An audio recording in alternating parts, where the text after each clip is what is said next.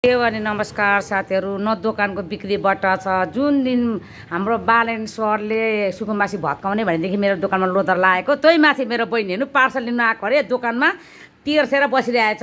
दोकानको एकातिर बिक्री हुँदैन, एकातिर त तेर्सेर बस्छस्, ठाडो बस। अनि के गर्नु त हौ, पार्सल ल्याउने मान्छेको न फोन लाग्छ न उताबाट गर्छ न यताबाट लाग्छ, के गर्नु। अनि तर चाहिँ दिदीको दोकान बिक्री हुँदैन, एकपल्ट तर टेन्सन लाग्दैन? यसो उता सुत्छस् परेर तेर्सेर लागिरहेछ। यहाँ म तेर्सेर के सोच्दैछु भने मेरो दिदीको दोकान कसरी धेरै बिक्री गराउनु भन्दै सोच्दैछु के ढल्केर। सिधा उठेर बस। न दोकानको बिक्रीबाट छ साथीहरू, न केही छ। हेर्नु यहाँ सुनसान छ, सुनसान। सिर्फ भाडा मात्रै तिराइ छ। यो कसरी गरी खानु, गरी खाँदा पनि केही छैन। अब सरकारहरूले सुकुम्बासीमा पनि घर भत्काउने भन्छन्।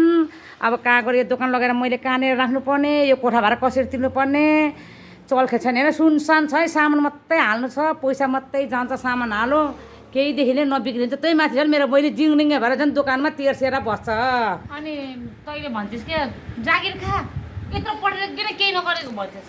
अनि हो नि, अनि खाए पनि काम गर्ने यस्तो त हुन्छ कि। अनि जागिर खानुपर्छ। बोरिङ परेको मान्छे, इङ्ग्लिस ट्यालेन्ट मान्छे तिमीहरूको जति म इङ्ग्लिस ट्यालेन्ट भएको थियो भने म मान्छेलाई म इङ्ग्लिसबाट हकार थिएँ, इङ्ग्लिसबाट। हेर्नु सरकारी स्कुल पढेर बोर्डिङ स्कुल पढेको धेरै फरक हुँदो रहेछ साथीहरू। अब जमानामा बाबुआनी स्कुल पठाउँदा भएको हो। त्यो ढाडमा किताब बोकेर खोला कुद्दा कति मजा आउँथ्यो, त्यो बाँसघारी कुद्दा हामीलाई कति मजा आउँथ्यो होइन साथीहरू। अहिले चाहिँ पढेको भए हुन्थ्यो जस्तो लाग्छ। मेरो बहिनीले चाहिँ बोर्डिङ पढेको र पनि यसो टिचर काम गर्दा पनि होइन गर्दिनँ भन्छ, यसो गर भने गर्दिनँ भन्छ, तेर्सिरहन्छ। त्यो पनि दोकानमा बिक्रीबाट केही छ आएर तेर्सिन्छ। कति मजा आइरहेको होला नि हावामा बसेर। टिचर त्यति गर्नु सजिलो हुन्छ।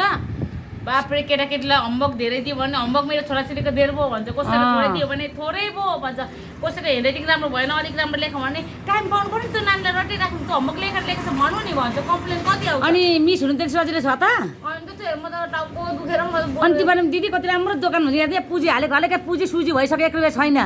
जताको त्यतै हराउँछ साथीहरू। के गर्नु, दोकानको सामान हालो, यताको त्यतै हराउँछ। अब पैसा माग भने नराम हुन्छ आफन्त मान्छेहरूसँग पनि। के गर्नु, दोकान गर्नु गाह्रो छ। मेरो दोकान चाहिँ नि साथीहरू चल्ने दोकान राम्रै हो, तर बालेन सरकारले जुन दिनदेखि सुकुम्बासी भत्काउनु थाल्नुभयो त्यो दिनदेखि मेरो दोकानमा लोदर लागेको साथीहरू। हेर्नु यस्तो छ।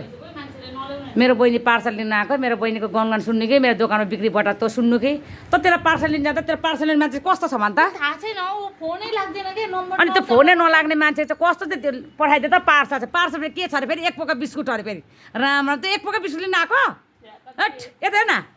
हो 1 पोका बिस्कुट हो हुन्छ रक्सी। अहिले 1 पोका बिस्कुट भन्दैछ साथीहरू। भिडियोमा चाहिँ यसले फेरि अर्को रक्सी छ भन्छ, रक्सी फेरि छैन छ भने म पार्ट 2 ल्याउँछु साथीहरू। यसको पार्सल के रहेछ देखाइदिन्छु अहिले। हेर्नु तपाईँहरूलाई।